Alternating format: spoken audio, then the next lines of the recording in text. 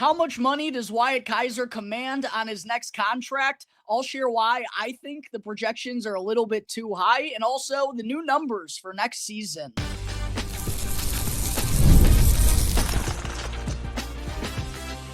You're Locked On Blackhawks, your daily podcast on the Chicago Blackhawks, part of the Locked On Podcast Network, your team every day.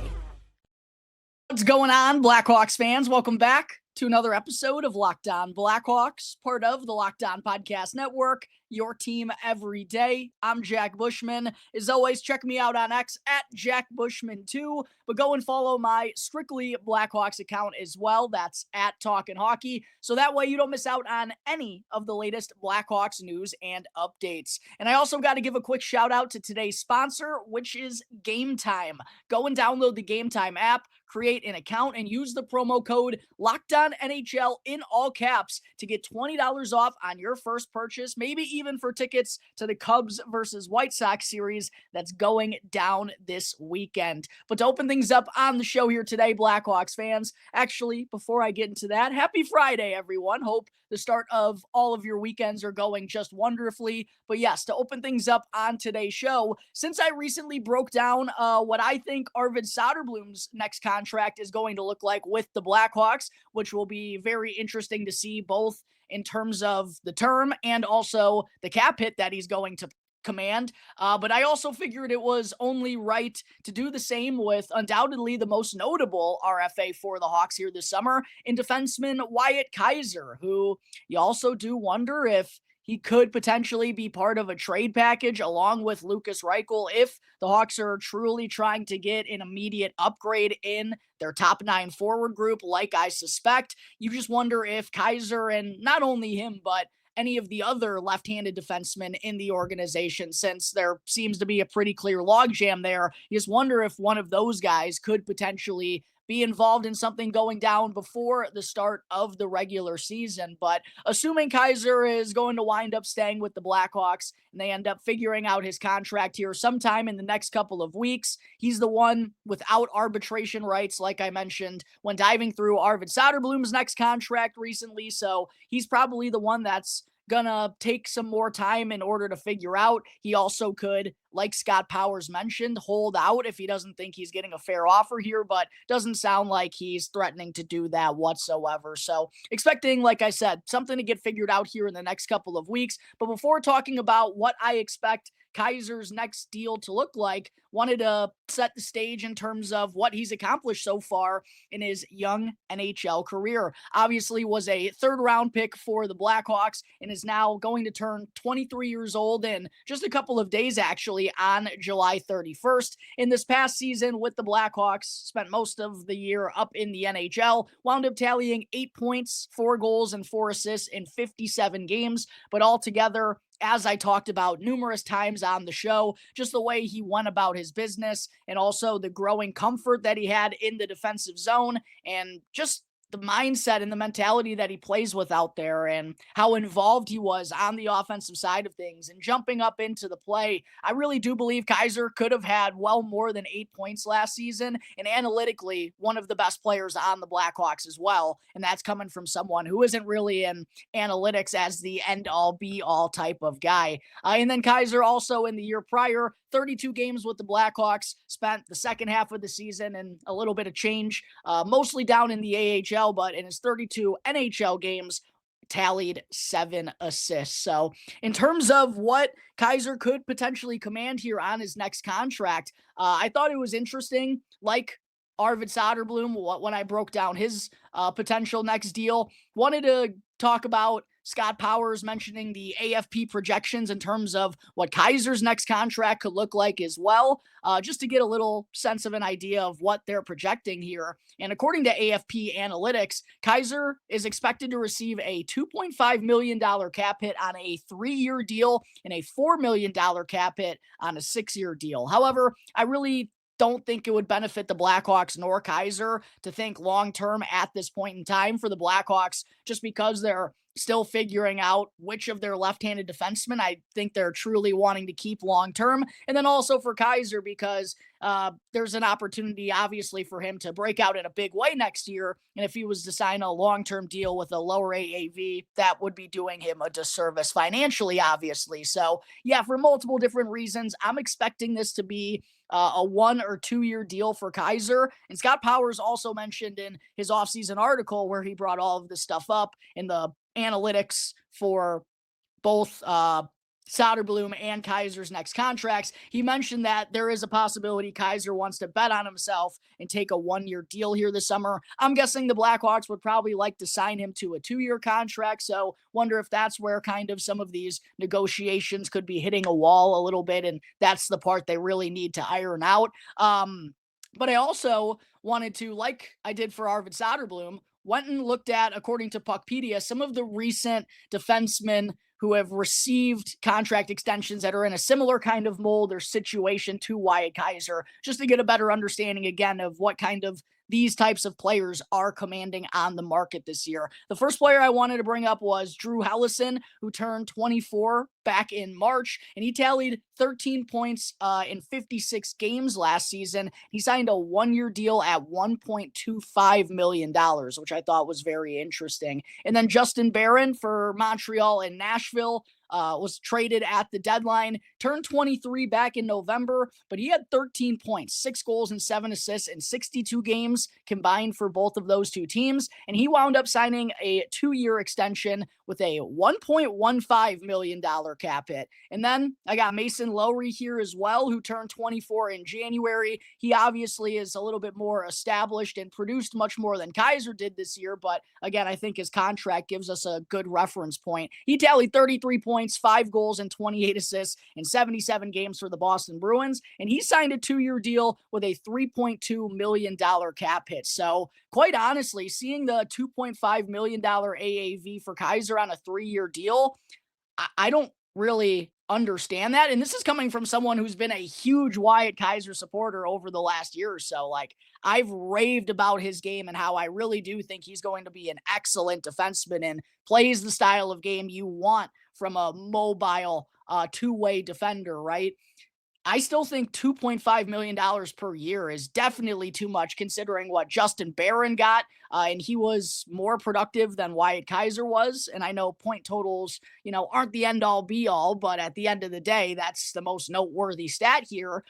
Drew Helleson, right, was right around just as productive as Wyatt Kaiser, even a little bit more, and he commanded barely over $1 million. And then we know Mason Lowery, who had 33 points in 77 games, much higher than Kaiser. He only received a $3.2 million cap hit on a 2 year deal. So we know Kaiser, I really don't think he should be in the $2.5 million to $3 million ballpark. I think it will be closer to 1.5, 1.75 million if I had to guess right here, right now. Maybe I'm missing something here, Blackhawks fans. I'm admittedly not the biggest contract nerd or that type of,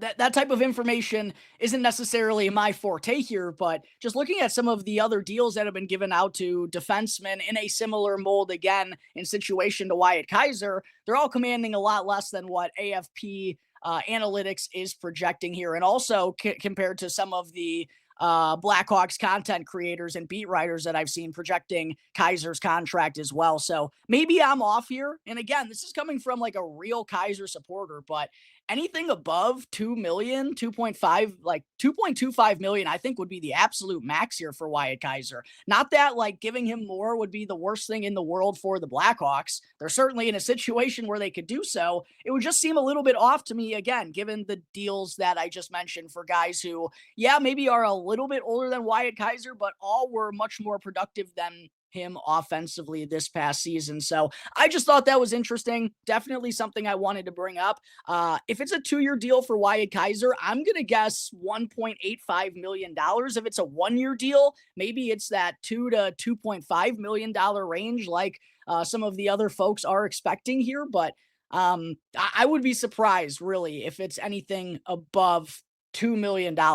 It would just be a little bit weird to me. Again, not that it would be all that meaningful financially to the Blackhawks given their current situation. And hey, maybe they do want to give Wyatt Kaiser a couple extra bones to keep him happy. We'll see what winds up happening. Again, I expect these negotiations to probably wrap up within the next 2 to 3 weeks at the very latest. Seems like there's no real hard feelings going back and forth between Kaiser and the Blackhawks organization. So there is my projection on Wyatt Kaiser's next contract and what he could possibly command. Let me know down below in the comment section if you feel the same way I do. Let me know what you think Wyatt Kaiser is going to command on his next deal as well. Coming up in just a moment, I'll dive into the new jersey numbers that the Blackhawks recently announced for the 25-26 season.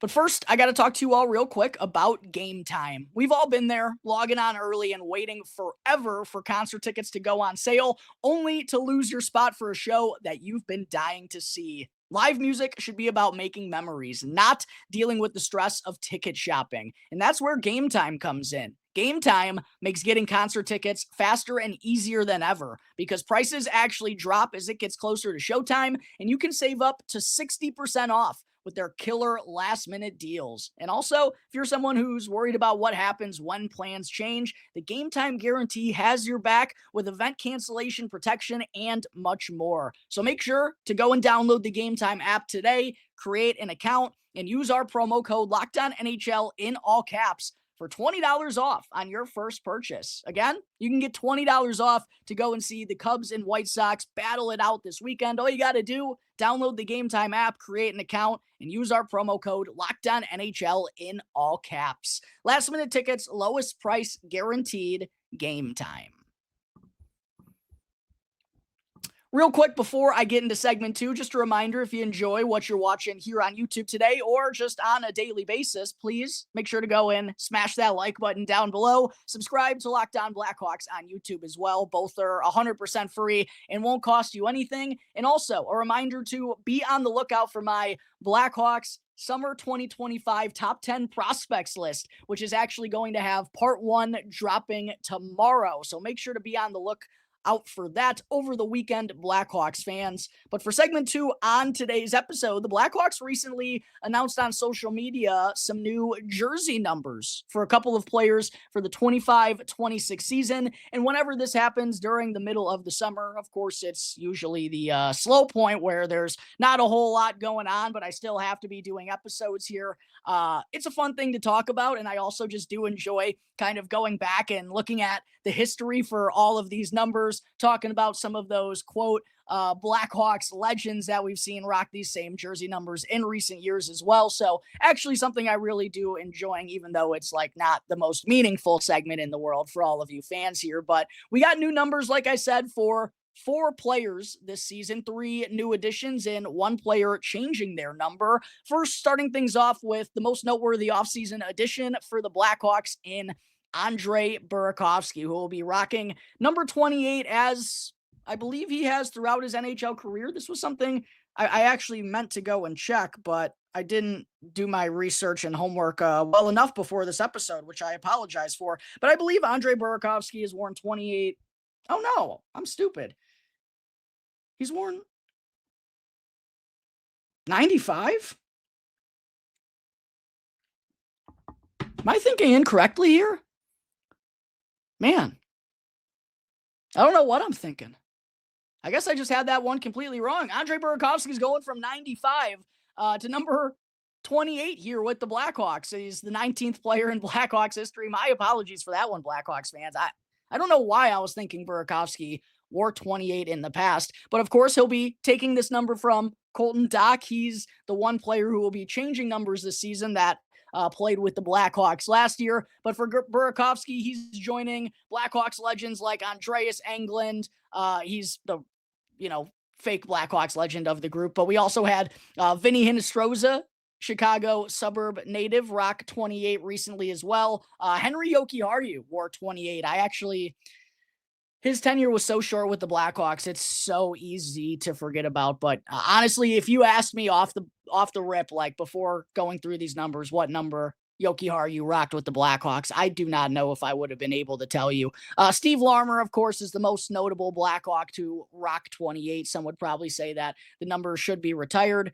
Mark Bell, also someone who rocked 28 when I was growing up and watching the Blackhawks through their kind of tough days back then. So Burakovsky will be wearing 28 for the Blackhawks here this year. I'm just double checking this on Twitter right now. Yeah, he is wearing 28. Interesting. I don't really know. Someone wear 95 in the past?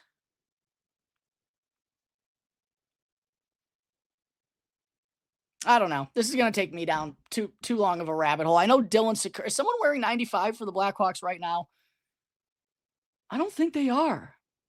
I don't know. Maybe Andre Burakovsky is just looking to switch up the mojo after a couple of down seasons with the Seattle Kraken. He'll be wearing number 28 officially, though, Blackhawks fans. Sam Lafferty, he's going to be rocking number 24 once again, just like he did during the 2022-23 season when he was a member of the Blackhawks last. It was a number that was last worn by Stanley Cup champion and Blackhawks legend Jacob Megna, who I believe the Florida Panthers, I brought this up probably about a month ago. I saw on a Reddit thread the Panthers tried to make a special exemption to get Jacob Megna's name on the Stanley Cup, and I believe they were successful, if that Reddit thread that I found is accurate. But Megna was the last one to rock 24 before Sam Lafferty. Anders Bjork also rocked it briefly in 2023, and then, like I said, Lafferty wore it previously to them two in his first stint with the Blackhawks from 2022 to 23. This is a number that's been worn a lot in Blackhawks history. Pius Suter rocked it. He's now playing for the St. Louis Blues. We're going to be seeing lots of him this season.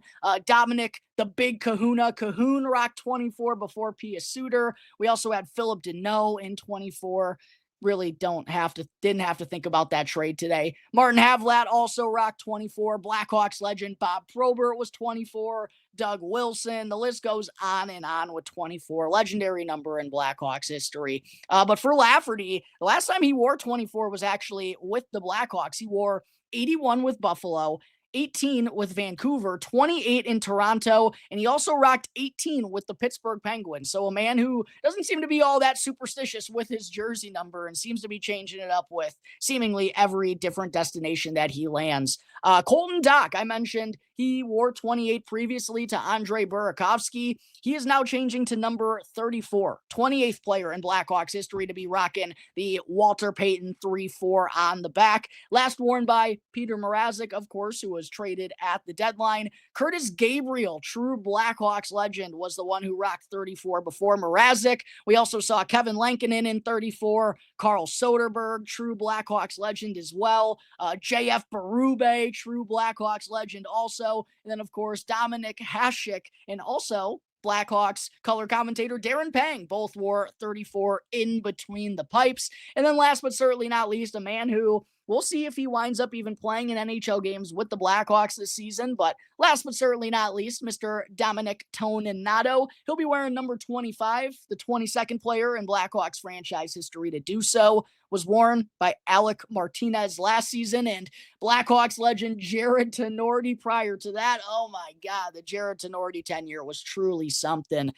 Dale Weiss, we got both sides of the Philip Deneau trade from back in 2016 here in these new jersey numbers. Obviously, like I mentioned,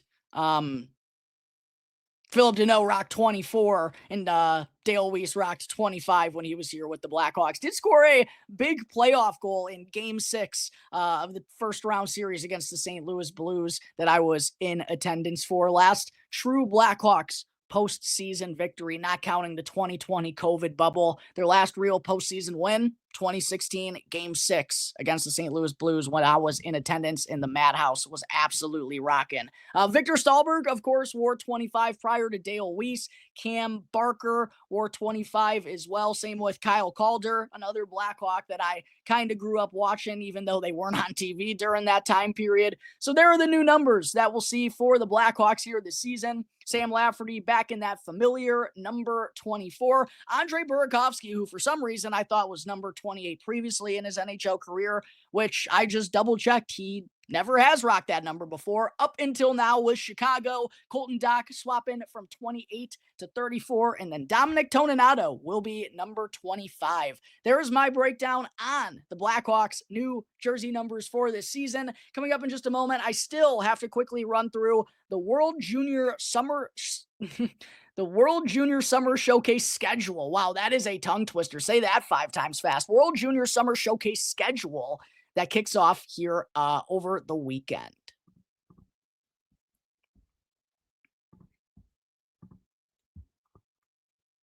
All right, just want to say thank you to everyone for making Locked On Blackhawks your very first listen here to start off your day. For your second listen, go and check out the new, I guess not new at this point in time, but they'll be having a new episode. Go check out a new episode of Locked On NHL where there is no off season, bringing you the daily league-wide stories that matter the most with the local coverage you love from Locked On. You can now find Locked On NHL on YouTube or wherever you may be listening to your podcast. Got to grab a drink of water here real quick, Blackhawks fans. Segment 3, before I close out today's show, not the most exciting thing to do here either, but I did briefly want to go over the schedule for the World Junior Summer Showcase, which actually had practices begin here today, but the games against one another will be starting on Sunday. And first and foremost, of course, we know 2025 third overall pick, Anton Frondell will not be participating in the WJSS due to that being just another, cross the world travel for him, which he's gone through several in recent months. And also with the start of the SHL season not being too far down the road, logistically, I do understand why Frondell isn't playing, even though it is a little bit disappointing. And I'm sure Sweden's a bit disappointed as well that he's not playing, and neither is his good buddy Victor Eklund, which definitely makes their roster much, much weaker. Those are going to be 2 major parts of that team come this winter. But with Frondell being out, that leaves 3 Blackhawks prospects participating in the World Junior Summer Showcase. Marek Vanacker, a late invite, along with Sasha Boisvert for Team Canada, and then AJ Spellacy for the United States. Canada has yet to announce how they're going to be breaking down their roster. I'm assuming just with the numbers and their depth, they'll probably be splitting into 2 teams, just like the United States have. So we don't know exactly which team Vanacker or Boisvert are going to be playing for, whether it's Canada White or Canada Blue, right? Canada Red, Canada White or Canada Red. We do know for the United States, though, that AJ Spellacy is going to be playing on USA Blue, along with some other notables like Cole Iserman, EJ Emery, Adam Kleber, Trevor Connolly. USA White is going to consist of notables like James Higgins, Will Horkoff, Teddy Stiga, Colin Potter, Riker Lee, and Brody Zemer. Definitely the stronger group, I believe, is USA White. And they'll actually be the team that's in action first on Sunday, July 27th, taking on Finland at 2 p.m. Eastern Time, while USA Blue and AJ Spellacy take on Sweden. Then on Monday, July 28th, Finland will play USA Blue and AJ Spellacy, while USA White will then take on Sweden. Then on Tuesday, July 29th, Canada will finally get in action, as it'll be an inter-squad scrimmage, Canada White versus Canada Red. That'll be very interesting to see.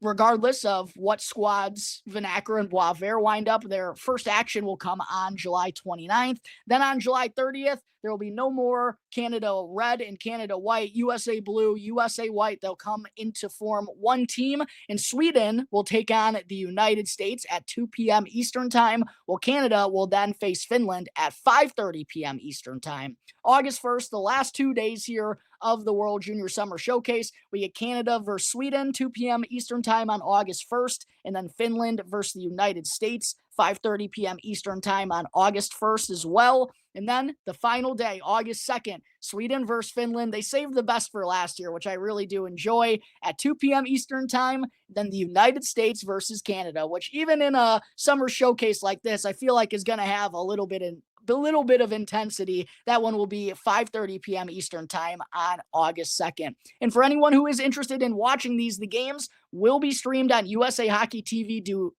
usahockeytv.com, but unfortunately, I do think you'll have to pay in order to watch. So I know that's a real kick in between the legs, but I do feel like clips will very likely be shared on social media. I'll try to do my part to spread those out so as many of you Blackhawks fans can see them as possible. But there is the World Junior Summer Showcase in terms of the games that are set to begin here on Sunday. Hopefully we get some good stuff out of AJ Spellacy, Merrick Van Acker, and Sasha Boisvert. But that's going to wrap up today's episode of Locked On Blackhawks, everyone. As always, thank you all again for joining me on the show. Be sure to subscribe to Locked On Blackhawks on YouTube if you haven't done so already. And also go and follow Locked On Blackhawks for free wherever you may be listening to your podcasts. I'm your host, Jack Bushman. Find me on X at Jack Bushman2.